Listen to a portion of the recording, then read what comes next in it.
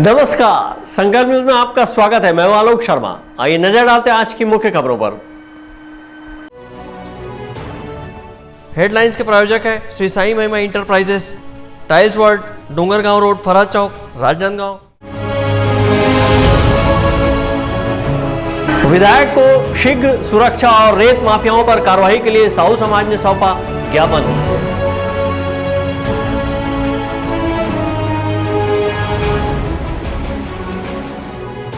प्रज्ञागिरी पहाड़ी पर अंतर्राष्ट्रीय बौद्ध सम्मेलन का हुआ आयोजन।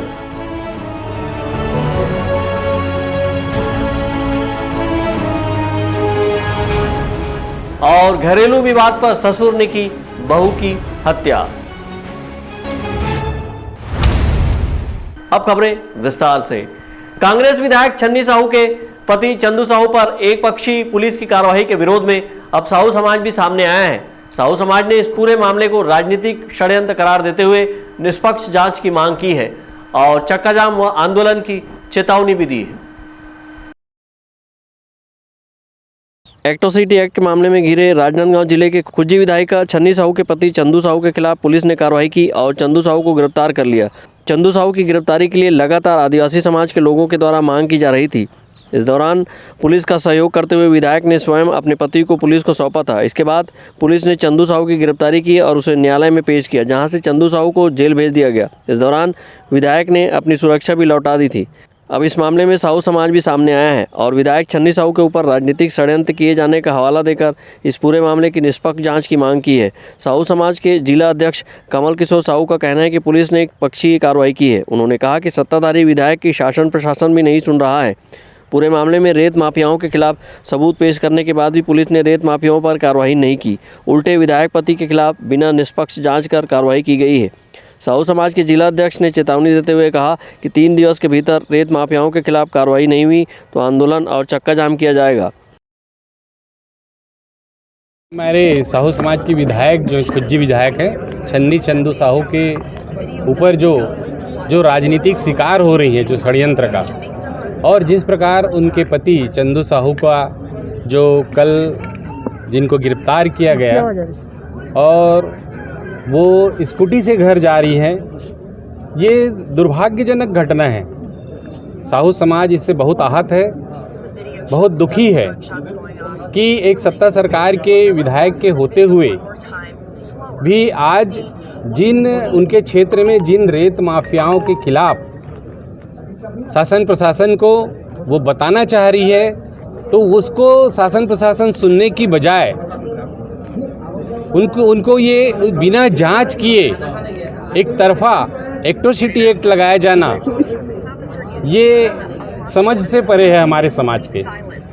और ये सब जो घटना है, ये साफ जाहिर है कि जिस तरीके से जिसके साथ ये घटना हुआ आज पर्यंत जिसे किडनैप करके रखा गया है, अगर वो सही व्यक्ति है, मैं नहीं कहता, हमारा समाज नहीं कहता, हम लोगों को गांव में सब में भाईचारा है, हम साथ में उठते बैठते हैं, लेकिन इस तरीके से जो हमारी सामाजिक सद्भावना को जो तोड़ने का प्रयास जो किया जा रहा है, कुत्सित प्रयास, ये बहुत गलत है। इसके लिए साहू समाज बहुत ही भर्त्सना करती, निंदा करती है। अगर भविष्य में अगर हमने 3 दिन का समय शासन प्रशासन को दिया है, 3 दिन के अंदर इन रेत माफियाओं के ऊपर कार्रवाई नहीं की गई तो साहू समाज उग्र कदम उठाएगा, चक्का जाम करेगा, आंदोलन करेगा पूरे तहसील स्तर पर, और फिर उसकी सारी जवाबदारी जिला प्रशासन की होगी। साहू समाज के लोग बड़ी संख्या में आज कलेक्ट्रेट कार्यालय पहुंचे थे। इस दौरान उन्होंने मुख्यमंत्री भूपेश बघेल के नाम कलेक्टर को ज्ञापन सौंपा है। सौंपे गए ज्ञापन में साहू समाज ने कहा कि रेत माफियाओं से विधायक को जान का खतरा होने के बाद भी विधायक ने अपनी सुरक्षा त्याग दी और वे आज 2 पहिया वाहन से अपने क्षेत्र का दौरा कर रही हैं। यह सब जानते हुए भी पुलिस प्रशासन के द्वारा विधायक की सुरक्षा की व्यवस्था नहीं की जा रही है। साहू समाज ने कहा कि शीघ्र विधायक को सुरक्षा प्रदान की जाए, नहीं तो किसी भी प्रकार की अनहोनी के लिए शासन प्रशासन जिम्मेदार होगी। विकल्प श्रीवास्तव और अंकालू साहू के साथ हफीज खान, संकल्प न्यूज़। राजनांदगांव जिले के डोंगरगढ़ में प्रज्ञागिरी ट्रस्ट समिति द्वारा 29वां अंतर्राष्ट्रीय बौद्ध सम्मेलन का आयोजन किया गया। इस मौके पर बौद्ध अनुयायियों, उपासक उपासिकाओं ने भगवान गौतम बुद्ध के आदमकद प्रतिमा के समक्ष पूजा अर्चना कर विश्व शांति के लिए प्रार्थना की। प्रज्ञागिरी ट्रस्ट समिति एवं नागसेन बुद्ध विहार समिति के संयुक्त तत्वाधान में डोंगरगढ़ में 29वां अंतर्राष्ट्रीय बौद्ध सम्मेलन में भगवान तथागत गौतम बुद्ध की आदमकद प्रतिमा के समक्ष बुद्ध वंदना एवं परित्राण पाठ किया गया और विश्व शांति के लिए प्रार्थना की गई। कोरोना संक्रमण के चलते अंतर्राष्ट्रीय बौद्ध सम्मेलन को बौद्ध समाज ने सादगी से मनाया। हालांकि अंतर्राष्ट्रीय स्तर पर आने वाले भदंत भंते भिक्षुगण की उपस्थिति दर्ज नहीं की गई, किंतु छत्तीसगढ़ राज्य के अलावा मध्य प्रदेश और महाराष्ट्र के भदंत भंते के साथ बौद्ध अनुयायी उक्त कार्यक्रम के साक्षी बने। पूर्व में यहाँ चीन, जापान और तिब्बत के बौद्ध अनुयायी उपासक उपासिका शामिल होते रहे हैं। बौद्ध सम्मेलन को संबोधित करते हुए प्रज्ञागिरी ट्रस्ट समिति के अध्यक्ष विनोद खांडेकर ने कहा कि धम्मगुरु भदंत संघ रत्न मानके और धम्म सेना नायक नागार्जुन सुरई ससई की अगुवाई में विश्व शांति के लिए पूजा अर्चना की गई। उन्होंने कहा कि सबके सहयोग से प्रज्ञागिरी का विकास किया जाएगा। कोई बड़ा कार्यक्रम नहीं किया गया इस बार। ये जो भीड़ आपके सामने दिख रही है वो स्वपुर्त अपने उससे आई है, प्रयास से। और हम लोग कोशिश भी किए हैं कि सरकार और प्रशासन को लेके उनके साथ में उनके गाइडलाइन के नियमों का पालन करते हुए हम ये कार्यक्रम करेंगे। यहाँ जो लगातार पहले कुछ वर्षों से आते रहेंगे, उन्होंने इस कार्यक्रम को देखा है कि मंच के सामने जो यहाँ लोग ठेले लगे हैं, वहाँ लगभग हमारी 10-20 हज़ार की भीड़ वहाँ बैठे रहती थी। लेकिन आज कोविड-19 के कारण वो सब संभव नहीं हो पाया। आज का केवल एकमात्र उद्देश्य हमारा 29वां अंतर्राष्ट्रीय बौद्ध सम्मेलन निर्विवाद ढंग से संपन्न हो और आप बड़े लोगों का आशीर्वाद हमको मिले। इस मौके पर धम्मगुरु भदंत सुरई ससई सहित अन्य बौद्ध उपासक उपासिकाओं का स्वागत ट्रस्ट समिति द्वारा किया गया। तत्पश्चात सांस्कृतिक कार्यक्रम का आयोजन किया गया।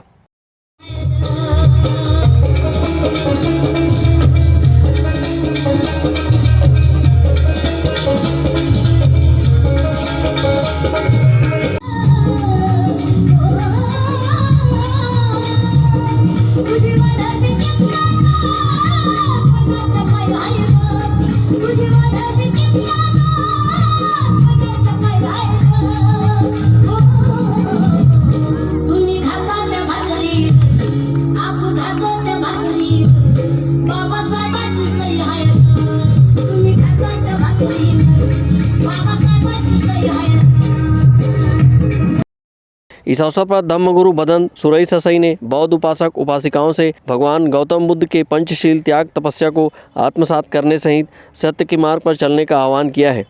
इस मौके पर बड़ी संख्या में बौद्ध अनुयायी उपासक उपासिका शामिल हुए।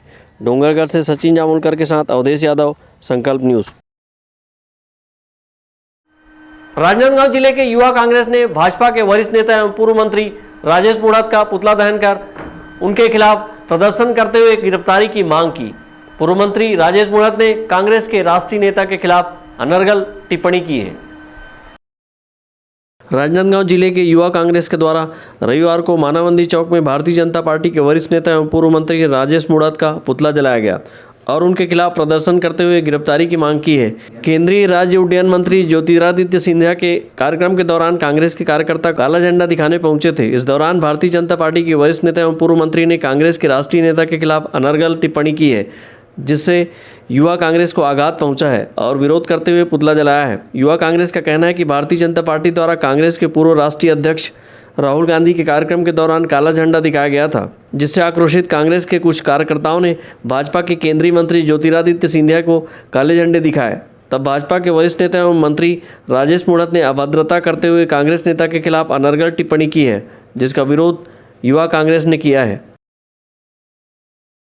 बीजेपी के पूर्व मंत्री राजेश मूणत जिस तरह से अभद्र टिप्पणी पब्लिकली और पुलिस प्रशासन के सामने, पुलिस हमारे सिपाहियों या हमारी बहनों के सामने उन्होंने गाली गलौज की और हमारे नेता राहुल गांधी जी के बारे में अभद्र टिप्पणी की, उसका आज हम विरोध जता रहे हैं और आज राजेश मूणत का पुतला जला रहे हैं इसमें। और हमारा विरोध यह है, पूर्व भाजपा के मंत्री राजेश मूणत 15 साल बीजेपी के सरकार में रहे और इस तरीके से बात करना और इस तरीके से टिप्पणी करना ये गलत है।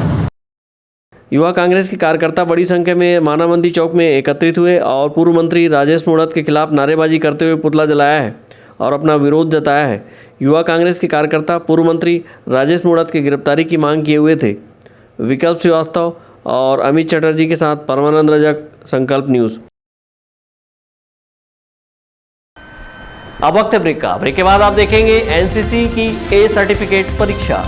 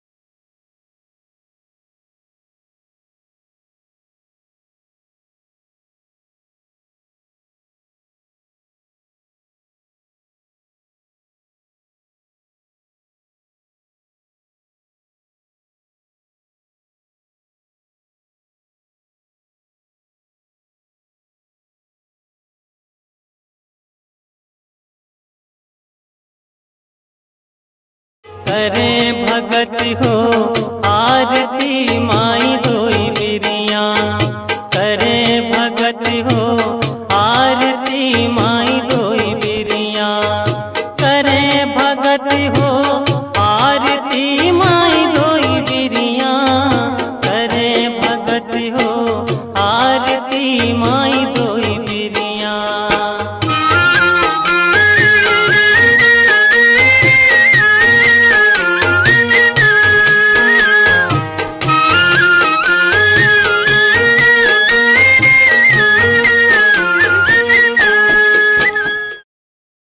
अपने घर, ऑफिस और शोरूम को दीजिए नया लुक हमारे साथ Shri Sai Mahima enterprises tiles world. Flooring, tiling और सैनिटरी वेयर का नवीनतम शोरूम, मन भावन और दिल को छू लेने वाली टाइल्स का एक्सक्लूसिव कलेक्शन, सभी ब्रांडेड कंपनियों के granite, Italian marble, designer tiles, wooden flooring के साथ ढेरों स्टाइलिश प्रोडक्ट्स, किचन सिंक और बाथरूम एक्सेसरीज की विशाल रेंज अब आपकी पहुंच में। Shri Sai Mahima enterprises tiles world and Pataka mall, Farhad Chowk, Dongargaon road, Rajnandgaon. Call 9009757412 और 9993457412। आपके सही फर्नीचर का पूरा ध्यान रखता है महावीर फर्नीचर्स। सभी प्रकार के पलंग, दीवान, फोल्डिंग पलंग, luxury sofa set, bedroom set से लेकर सभी प्रकार के office furniture, revolving chair, TV unit सहित डाइनिंग व ड्रेसिंग टेबल का भरपूर स्टॉक एक ही छत के नीचे। ऑटोमेटिक मशीन से निर्मित स्टील अलमारी, ब्रांडेड कंपनियों के गद्दे व furniture, branded plastic chair, centre table, study table, folding सीढ़ी, सभी सामान थोक व चिल्लर भाव में। आपके जगह व साइज अनुसार सभी फर्नीचर ऑर्डर से भी बनाया जाता है। TV, fridge, window plus plastic cooler जैसे इलेक्ट्रॉनिक सामानों का ऑर्डर लिया जाता है। स्टील से संबंधित सभी कार्य किए जाते हैं। शादी सीजन के लिए कम कीमत पर आकर्षक पैकेज उपलब्ध है। हमारे यहाँ सोफा सेट्स व रिवॉल्विंग चेयर रिपेयरिंग किया जाता है। आज ही आए Mahavir furnitures, stadium road, Gandhinagar, Mahamaya Chowk के पहले, राजनांदगांव।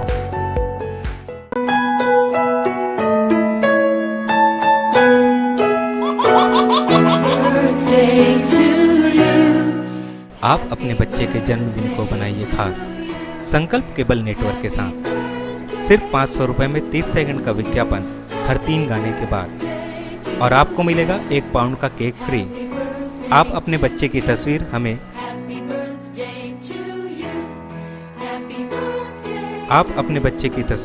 हमें व्हाट्सएप के इन नंबरों पर भेज सकते हैं।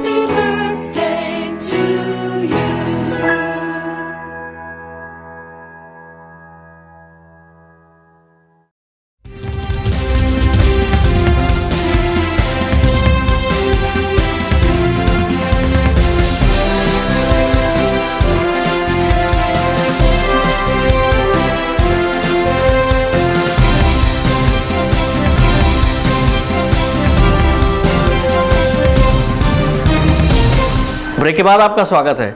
राजनांदगांव जिले के स्टेट हाई स्कूल में रविवार को एनसीसी कैडेटों की ए सर्टिफिकेट की परीक्षा आयोजित की गई, जहां पर 97 एनसीसी कैडेटों ने उत्साह से परीक्षा दिलाई है, जिसमें से 25 एनसीसी छात्राएं शामिल हुई। सेना में जाकर देश सेवा की तमन्ना पाले राजनांदगांव जिले के एनसीसी कैडेटों ने ए सर्टिफिकेट की परीक्षा दिलाई है। इसके लिए राजनांदगांव शहर के स्टेट हाई स्कूल को केंद्र बनाया गया था, जहां पर 97 एनसीसी कैडेटों ने कोविड-19 के गाइडलाइन का पालन करते हुए लिखित परीक्षा दिलाई है, जिनमें से 25 एनसीसी की छात्राएं शामिल हुई।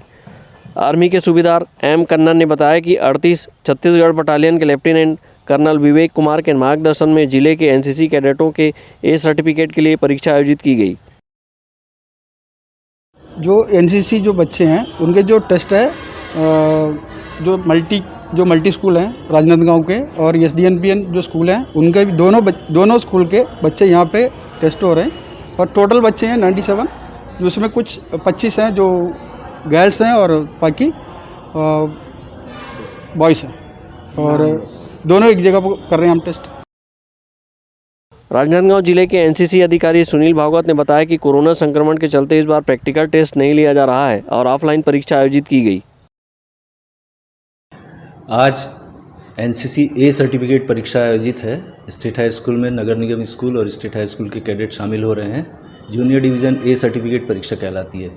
ये 2 साल ट्रेनिंग के बाद में बच्चा ये परीक्षा दे पाता है और कोरोना काल होने के कारण इस साल प्रैक्टिकल नहीं किया जा रहा है, केवल थ्योरी पेपर लिया जा रहा है और थ्योरी पेपर जो है वो क्लासेस कम होने के कारण सिलेबस भी कम कर दिया गया है बच्चों की सुविधा के अनुसार, पर ऑफलाइन पेपर हो रहा है और बच्चों का उत्साह काफ़ी अच्छा है।